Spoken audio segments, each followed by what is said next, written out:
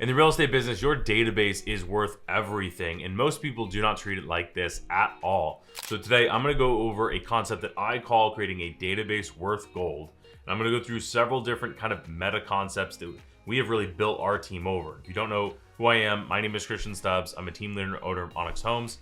We have built our team to do over $800 million in sales volume in just since 2020, in the last 6 years. And a lot of it is through the topics that we're going to cover today. And if you watch any of our other content, you're going to see a lot of repeating things. So let's dive in. Now, got a few questions for you to kind of prime this conversation. First question I have is, which would you rather have, right? Would you rather have 100 leads or would you have 1,000 leads, right? If you had to choose one of the two with nothing else, just 100 leads or 1,000 leads, which one do you think you're choosing? Probably pretty obvious. You're going to pick 1,000 leads. Let's ask a better question. Better questions get better answers. Would you rather have 100 clients with signed agreements or 1,000 leads you haven't talked to in 90 days? Well, or more. Well, you probably would be pretty obvious and think that you'd want 100 clients with signed agreements. It'd be pretty obvious. I'd much rather have that. That's you're gonna make a ton of money versus having 1,000 clients you haven't talked to in the last 90 days.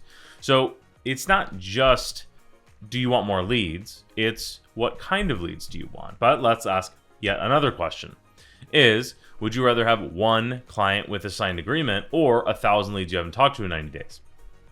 Different. You're probably going to take the 1,000 leads you haven't talked to in 90 days. You're probably going to be able to get one of those 1,000 people to sign an agreement. So what's the takeaway here? It's about the quality and the quantity of the leads that you have. And the reason I'm talking about this, and the reason I talk about this so much with my team, is that most agents do not even remotely come close to generating enough leads to hit their goals. And with that, most agents do not take leads and turn them into clients. And they certainly don't do that with the database. And that's what we're talking about today.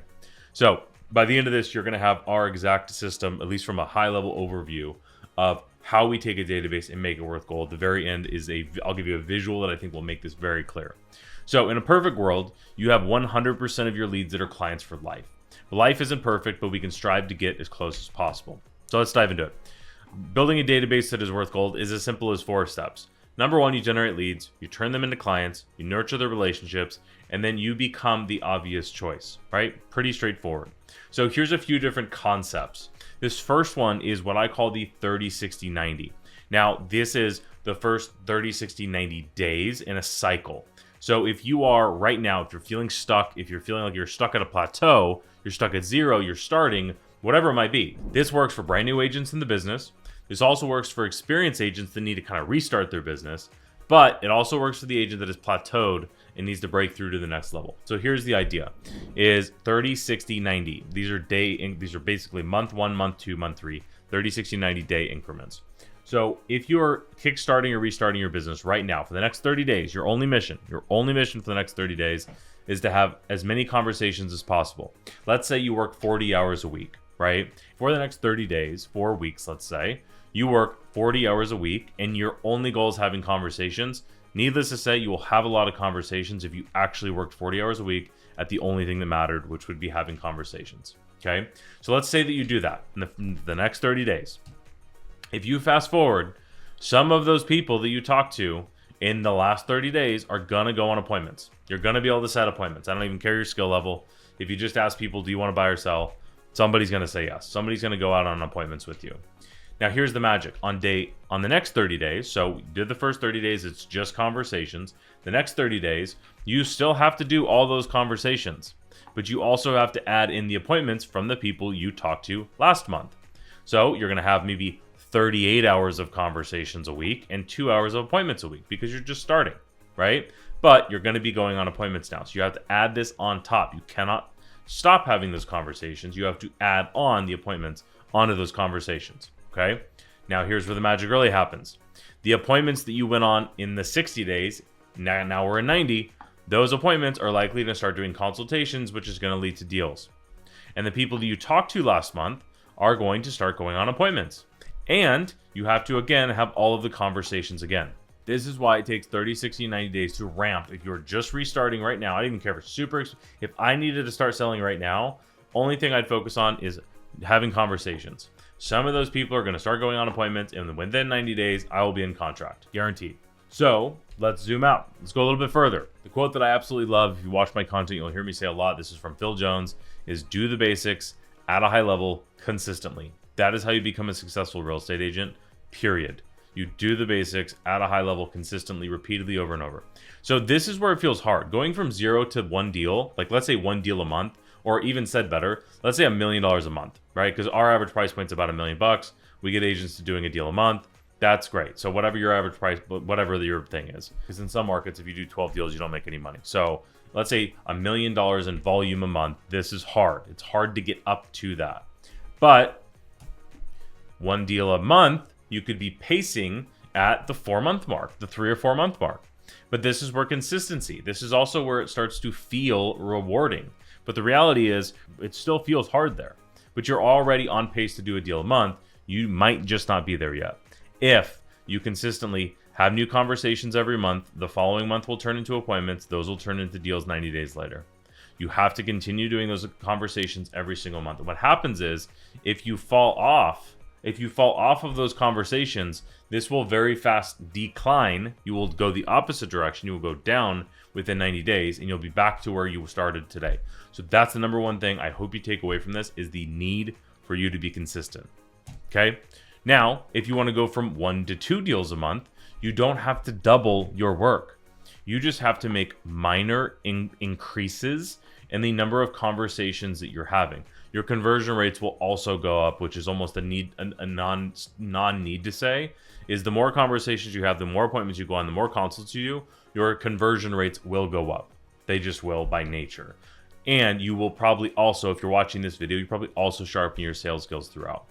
So the idea here is to double your income. So to go to 1 deal a month or on our market, or $1 million to $2 million. You want to go from $12 to $24 million in a year, or to go from 200 to 500K in GCI, you don't need to double your stuff.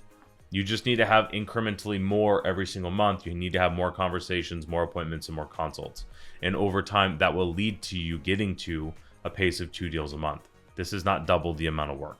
So that's the 30-60-90 overall idea. If I talk to an agent who's struggling, needing to kickstart, or brand new in the business, that's a lesson we talk about all the time.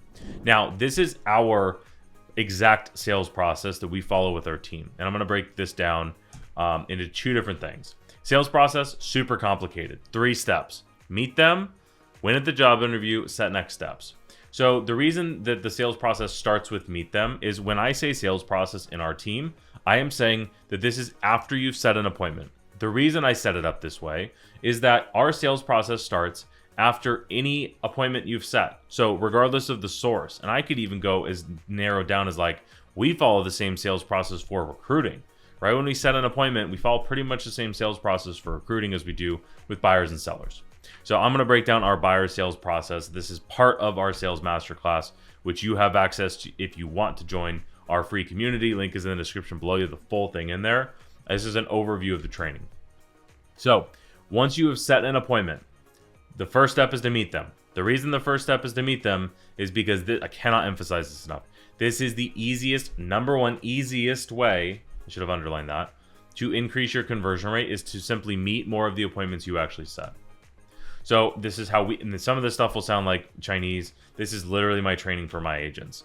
So we send a nice chatting text template plus V card. So for example, if we were on the phone and I get off of the phone, I'm going to finish that conversation by saying, hey, it was really nice chatting with you. What I'm going to do is right when you hop off the phone, I'm going to send you a text message from my personal number so you can save this number in your phone. And I'm going to send you an email invite to the appointment that we just set, right, for whatever we're doing next. And then whatever the other next steps would be. And when I say my personal line, I mean our follow-up boss, which is our CRM. And you will get a text template from me that says, hey, nice chatting, save this number in your phone, name, phone number, email, and then a V card is that they can just save it in their phone, right? So that I said for them to save the number in the phone on the call. And then afterwards, I immediately text them and ask them to save it again, right? All that's going to do is increase the likelihood that they actually save the number. Other thing it's going to do is the next time I reach out to them, because I've sent that, it is more likely, most people have iPhones, most normal human beings have iPhones. If you don't, sorry. If I call that person again, their phone is likely to say, maybe Christian, instead of scam or spam likely. I want it to say, maybe Christian, or God forbid, I want them to save my number in their phone, right? So that's the nice chatting. Next, set them up on an e-alert. We're talking about buyer leads. If you just set an appointment with a buyer, you probably have a pretty good idea what they're looking at. This is setting up your e-alert, which is like your home search, regular updates, like your MLS daily drips. Set them up on that based on what you know about their search. That's pretty straightforward. Call to confirm the appointment. So you want to make sure that, for example, if I penciled you in for a home tour tomorrow at 3 o'clock, I want to make sure that I call you back to confirm the appointment. We do this using a good news, or bad news, good news script. Let me explain what that sounds like. So if I get a lead of somebody who says they want to go see 123 Main Street tomorrow at 3 o'clock, I'm going to go ahead and call them back, call to confirm. I'm going to pencil them in first, call them back to confirm. And I'm going to use good news, or bad news, good news. Those are the two different scripts. Good news is, hey, good news. It's Christian over at Onyx Homes. I got our appointment confirmed for tomorrow at 3 o'clock. I also found 2 other properties that are really similar that I think we should also see. Do you have an extra hour to see those? So now I'm adding more value and giving myself a higher likelihood chance of meeting them for 3 property tours versus 2. Now the bad news, good news, and if I know I'm talking way too fast. If you want to pause this or reframe, go back. These scripts are also in our sales masterclass as well too, which is why I'm going fast through these. But the bad news, good news is if they wanted to see a property tomorrow at 3 o'clock and that property is not available, I'm going to our e-alert that I just set them up on, and I'm finding 2 other properties that are really similar. So what a bad news, good news script sounds like is, hey, it's Christian. Did I catch you at a bad time? Cool. I got bad news and I got good news. The bad news is we can't see 123 Main Street tomorrow at 3 o'clock for insert reason. The good news is there's 2 other properties that are really similar that I think we should see anyway. We're both free tomorrow at 3 o'clock. Do you have an extra half an hour to see the other one? And do you see what I did there? I said we're both free tomorrow at 3 o'clock because we had already penciled in the appointment for that time. And I say, do you have an extra half an hour to see the other one? I'm not even asking if they want to see one of them. Like, it's almost a given that we're going to see one of them. I'm asking them to have an extra half an hour to see the other one. Okay? So this is the call to confirm, good news, bad news, all that. We believe in free touring agreements. So for buyers, we do not make them sign a buyer broker agreement before we meet them. I think that's outrageously stupid.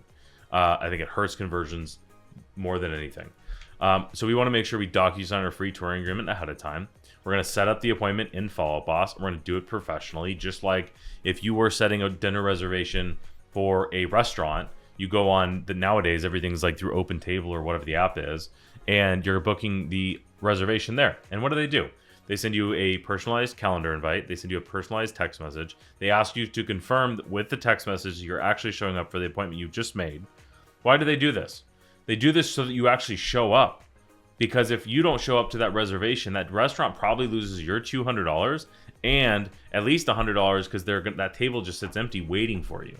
So if a restaurant can do this for $300, you can certainly do it for $20,000 or whatever your average commission is. So set up the appointment in Follow Up Boss, and then set up your text message reminders to go out at 8:30 in the morning the day of. I'm talking about Follow Up Boss we use. Hopefully you have something similar. And then the day of the appointment, call to reconfirm. And if like what I coach our clients on is, hey, I'm gonna set you up on a calendar invite. You're also gonna get a text message reminder from me at 8:30 in the morning the day of. If you could just do me a favor and like thumbs up or give me an okay so that I know we're still good to go. So that if I'm planning on meeting somebody at 3 o'clock, I send them an 8:30 reminder. If they don't respond, I'm calling at 10 o'clock and saying, hey, just making sure we're good for our appointment today at 3 o'clock. All set? Awesome. I'll see you there. Easy. Doesn't need to be this is not hard. This is to make sure, one thing, you meet more of the appointments you actually set. I know I'm going very fast through this, but this whole entire thing is in our community. Go ahead and check it out. All right. Number 2, win at the job interview. Bring your tour packet. So we print out literal packets. I don't have one with me, but we print out really nice branded packets. I have one over there, but I'm not going to go grab it. That are brokerage branded, and then we have inserts in there as well too. On top of that, we want to bring the MLS printout and any tax documents that are relevant for that property. Anything else you want to bring that's relevant, that's for our agents, at least it's kind of the bare minimum. Now, the next thing we're going to do is at this tour, we are going to follow our closer framework, our sales conversation framework. We call our closer framework. We're not going to do an HGTV tour. What is an HGTV tour? Great question. I'm glad you asked. Most agents will walk through, believe it or not. You might be doing this, and if you are, please stop. Most agents will walk a customer through the house and say like, oh, this is the kitchen, this is the living room, this is the bathroom, this is the outdoor. How do you rate this house on a scale 1 to 10? Do you want to buy it? And this is like crazy, but it just makes it so incredibly wasting of time. It just highlights the lack of need for you to be there. Number two, it's not reality. And like they know what a kitchen, they promise you've been in a house before, or you shouldn't be showing them a house. Instead of wasting the most valuable time you have with this customer talking about nonsense that doesn't mean anything, we follow the closer framework. So let me walk you through what this is. These are sales-based conversations that you can have with every single customer at any step of the process. The first thing you're going to do, so closer is an acronym that stands for clarify. You want to clarify their motivation and timeline. Why in the world are they moving in the first place, and when do they want to make that move happen? We have all kinds of questions you can ask for this. I'm not going to go through the entire thing just for time's sake. This would be a 2-hour-long video. So you want to figure out why in the world are they talking to you in the first place? Why are they, I mean, they're talking to you, you're a salesperson. I promise it's not for fun, even if they're your best friend. They're not like in this situation just for a good time, right? So you want to figure out why are they looking to move? What is the pain point? You want to get the timeline, okay? The next thing you want to do, you want to label their pain point. So once you've figured out what their motivation and timeline is by asking clarifying questions, which I cover in another like I have a full training on the closer framework. And once you do that, you label the pain point. And so we're going to say, hey, it sounds like this is the thing that's causing you to move. And then they're going to say, yes, Christian, that's exactly right. From there, we can overview their past experiences and how that's going so far. So I'm going to ask, hey, based on like, what have you done so far to make this move happen? And they're going to say, oh, I've done some research online, or I've been looking at open houses, or I've been touring. Or they might say, I wrote 15 offers and none of them got accepted. Like, oh, shoot. Okay. So how is that going so far, right? You want to understand whatever they've done so far. You want to understand if it's going well, or more likely, because they're now talking to you, a new salesperson, why their past experiences have been bad, because they would have been closed by somebody else by now if they would have had good experiences. And then from there, we can sell the vacation, or said differently, you can sell the outcome. So we do this, and we have a 3-pillar pitch to what we offer to our clients. On the buy side, on the sell side, I believe in this absolutely in our business, that we need to have 3 different things that we can pitch to them. And they are on a continuum here. So on this, there is value and commitment. On this side over here, you have high value, high commitment. So it's high value to the customer, but it also requires a high commitment from them. Versus on this other side, you have low value and low commitment. So what this means, in most agents royally screw up here. Most salespeople don't want to hear the word no. They don't want a rejection. They don't want to hear no. So they end up offering the thing that has the lowest amount of commitment. The problem is it also has the lowest amount of value. So we want to start with the highest value, highest commitment, and then peel back to the lower commitment things. So here's what this looks like. We offer a buyer strategy session to our clients. For us, this is a 45-minute to an hour-and-a-half consult where we go through the entire process. That's not how we pitch it, but that's what we do. And at the end of that, we get a buyer agreement signed. That's ideally what the customer needs, and that is what we set up with our clients. So that's the first thing. Now, if they do not agree to doing that at this time, we would peel back to window shopping, which is ideally we cast a really wide net on their home search so that we can narrow that down over time. We do that when they're not ready to buy right now. So how this would sound is I would pitch our strategy session, and if they're like giving objections, they don't want to do it, whatever, that's fine. I would say, hey, this is important, so I'm going to bring this up again in the future, but instead, let's just do this. We call it window shopping, and then you have your pitch for window shopping. And again, I'm glazing over a lot of this. Let me very quickly bring this up. In our sales masterclass we have here, this entire thing is inside of this community. So if you want to check this thing out, the meet them process, this is all in here. Win the business, like I'm not even through all of this yet. So this is the reason I'm kind of glazing through this, is I don't want to go way too redundant on this. The actual pitches for each one of these things are all in here as well too. So if you want to check this out, highly recommend it. It is totally free. But I just wanted to explain why I'm glazing a little bit over some of this stuff. So that's window shopping. And then if they don't want to do that, we would peel back to market update, which is the lowest value, lowest commitment thing. The problem is most agents will start with this. Most agents will meet somebody and be like, oh, let me get your email so I can put you on an MLS drip. And the customer's like, no thanks. I have 35 other agents sending me the same houses from the same MLS, the same search at the same cadence. It goes at exactly the same time. It's just total nonsense. It's not valuable to the customer whatsoever. Not to mention they've read Realtor.com and the 2,000 other websites they can get houses from. This is why this crushes if you have a dialed in pitch for each one of these things, ideally for the strategy session being your most valuable thing. Then from there, you explain away their concerns. This is objection handling.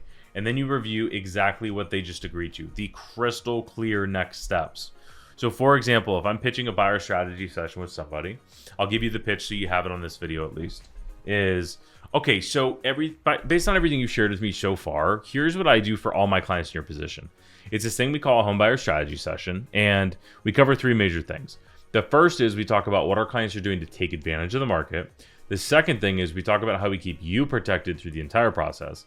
And the third thing is we talk about how we get you the best deal possible, regardless of the circumstances. Would that be a bad idea to set up? And if they say no, or they have an objection, right, we explain away the concerns. But if they say, yeah, you know what, that sounds like a good idea, let's do it. I say, okay, cool, when are you free? And I pull out my calendar. Okay, so I could do tonight at I'll be back in my office 5 or 6. If that doesn't work, I could do tomorrow between this time and that time. And then they're going to say something, right? Eventually something's going to work. I say, great, so here's what I'm going to do. And this is what crystal clear next steps. Be like, all right, so I'm going to send you a calendar invite for, let's say, tomorrow at 6 o'clock. And most of my clients take a lot of notes. So one, I have a little slideshow that I'm going to go through, because if you're visual like I am, it'll be helpful. And then, so you want to make either at a desktop or a laptop. Can you do that? Okay, cool. And then a lot of my clients take a lot of notes. You might want to make sure you have something to take notes on. And then I will block off myself for an hour. I'll block off an hour for us on the calendar. Then I'm going to block myself off for a whole another hour afterwards, just in case you have a ton of questions. Otherwise, I'm going to send you a calendar invite for tomorrow at 6 o'clock, and I'll block it off for an hour. And then I'll see you then. Sound good? And what I'm doing here is I'm explaining to them exactly what's going to happen. Because if I do that, what you do not want to happen is for you to call them at 6 o'clock and say, hey, I'm on Zoom, where are you? And they're like, oh, I'm on my way to dinner. Can we just do a call? And you're like, oh, shoot. You did not set proper expectations. That's not the customer's fault. You set improper expectations. So setting crystal clear next steps, you want it to be that crystal clear. I want you on a computer, on a tablet. I want you to be able to record. I want you to be ready to take notes. And it might be 2 hours because you might ask a lot of questions, right? I'm going to block off an hour for us, but I'll block off myself an extra hour. And I'm giving that much of a commitment to the person. They're getting that much of my time. So that's setting crystal clear next steps of what happens. So this is what winning at the job interview looks like. And if you're following this, we set an appointment. We want to meet them. So we follow all the steps and meet them. Number 2 is winning at the job interview. I should have put this in slides. I very strongly believe that if you do not win at that very first tour with somebody on a buy side, or obviously on a listing side, if you don't win at the listing presentation, you don't get the deal. I think the same thing on the buy side. If you do not knock their socks off at that first tour, you don't get the deal. Just my personal thoughts of it based on a lot of experience. So step number 3 is you have to have the crystal clear next steps. And yes, these kind of run into each other. But another way to think of this is bam fam. So book a meeting from a meeting. Think of it like this. If you leave an appointment not knowing what happens next, imagine how the customer feels. They're going to be like, oh, that was nice. Back to Zillow. That's just it. That's just it. Versus if you set very crystal clear expectations of, hey, Christian's going to send me houses. Tomorrow we've got our strategy session, and then he's going to set next steps from there. We're the tour guide. We are guiding them. Not tour guides touring the houses. We are the tour guide taking them. We're the consultant. Let me change words. We are the consultant through the process. They do not need, if you go to the doctor and you have to ask the doctor, hey, what happens next? Oh, surgery's at some point down the road. Well, what do I need to prepare for? They would tell you exactly what you need to prepare for. You need to do the same thing as a real estate agent. So that's the sales process. Then you send a nice chatting email template. This is actually a typo. This is our helpful info. I need to change that. Anyway, so that's the sales process. Meet them, win at the job interview, set next steps. Now the last, this is kind of brings everything together. This I hope will help you understand everything. So this is where we're going to turn leads into clients, building a database of gold. And this is where you want to build a database that will pay you today and 10 years from now. And little side quest for a personal story, I personally sold for 2 years. I sold in half of 2019, all of 2020, and all of 2021. Mind you, I was also building the teams in both of those years, building the team. And I will probably do $200,000 in GCI forever by accident without making any phone calls for the rest of my career based on 2 years of this. The only thing that I still do is I email our entire database, which obviously has my past clients in it as well too. But I have not made a phone call since 2021 to a customer on purpose. So this works. And if it works for me who does not make phone calls, I promise you that if you're nurturing your clients correctly, this crushes. We train these to our agents. This is the overall idea. So let's think of 2 buckets. Okay, your whole database is sitting in 2 different buckets. You have leads in one bucket and you have clients in another bucket. When you generate new leads, they go into the leads bucket. In this industry, we throw around the word clients like candy. Clients have signed contracts. Clients are 99% going to work with you forever. Leads are people who gave you their contact information. That's it. And if you bought their contact information, they're not even, I wouldn't even consider them leads, which a lot of agents just do that, which I don't recommend. So you generate leads, you put them in the leads bucket. Now you follow the sale. This is where it all ties together. You follow a clear sales process to turn leads into clients. If you look back at the sales process we just documented, at the end of that strategy session that I was pitching, I'm getting a signed agreement from our buyers, and they're hiring me. They're not just like working with, they are hiring you. They're hiring our team, or they're hiring you when you're following this. And then you plug your holes by adding value consistently over time. So you're going to have a leaky bucket. You're not going to close 100% of people. Don't get me wrong. Not going to happen. You want to have as few people leaking out of the bucket as possible. This is done through good follow-up. Your like for us and our team, our follow-up boss, our CRM, is dialed in so that if an agent is actually following what is in the CRM, they're not going to drop the ball because of not following up. They might drop the ball because it didn't add value on follow-up. That's entirely possible, which is why it's follow-up by adding value consistently over time. Because just calling or just texting or whatever is not enough. But from a overall big picture concept, we generate leads, we put them in our lead generation bucket, we follow the sales process, we put them in this bucket as clients, and we want to have as few leaks as possible throughout. We do that through adding value consistently over time. So I'm bringing these slides back up. It's about quality and quantity of the leads you have. Most agents need to focus on generating more leads, period. This is why our team focuses so much of our team is proven sales process of how to convert leads at a higher level. Leads so that you can actually follow the sales process with. We generate over 1,600 leads a month, every single month for our team. So our agents have the opportunity to go out and just do their job as salespeople. We have a lot of accountability to keep our agents on track to do what they need to do in order to be successful. And then we have a tremendous amount of support so our agents can focus on what they got into business for, which is selling, right? So it is about the quality and the quantity of the leads you have. In a perfect world, you have 100% of your leads or clients for life, but that is impossible, right? You want to have, ideally, you want to build within the next 3 to 5 years, most of most of people you have in your database are clients. That's what you want, but they're not all going to be, and they never start as clients. They always start as leads, and you have to transition them into clients. So this was a taste of what's in the sales masterclass. We talked about a chunk of the buyer sales process here. And this is the exact training that has led us to close. We have just hit over 208 closed sales so far this year. And we have 30 some odd pending. So this is what we've done halfway through 2025. We have sold 820 homes since 2020 for nearly $800 million in sales volume, 520 reviews. The reason I say this is because the process just simply works. And our brand new agents, literally brand new, no sales experience, no nothing, get agreement signed within the first 2 weeks using this exact same process. The only reason I say that is so that you can learn the process as well too. Because if you do have, if you're brand new, that could be you. If you do have experience, you could do this as well too. Now, inside of this community, you get the entire training. But on top of it, there's almost 1,900 people that are in here as well too.